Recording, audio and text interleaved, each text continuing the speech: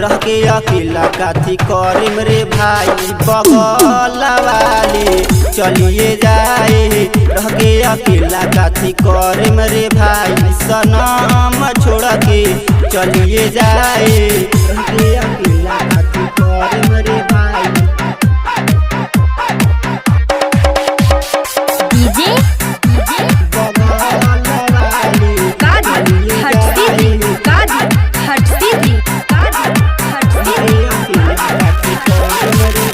आई बारात सुबह चलिए नु जाई हमरा के दी उ भुलाई हो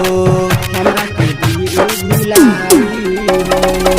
आई बारात सुबह चलिए नु जाई हमरा के दी उ भुलाई हो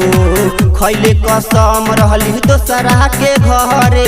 डोली हमर नाही जाई हो आज के रात भाई कैसे भुलाई दूसरा के नाम के मेहंदी लगाई रह के अकेला काथी करे मेरे भाई बगल वाली चलिए जाए रह के अकेला काथी करे मेरे भाई सनम छोड़ के चलिए जाए मेरे भाई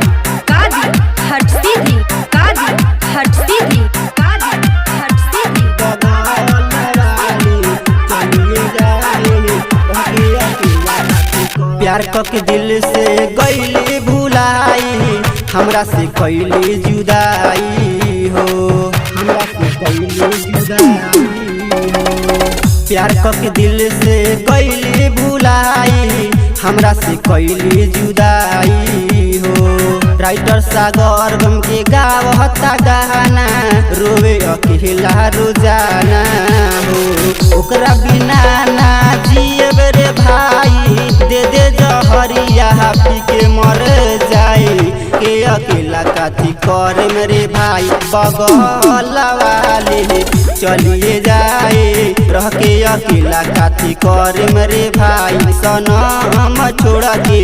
चलिए जाए VS digital recording studio Motihari.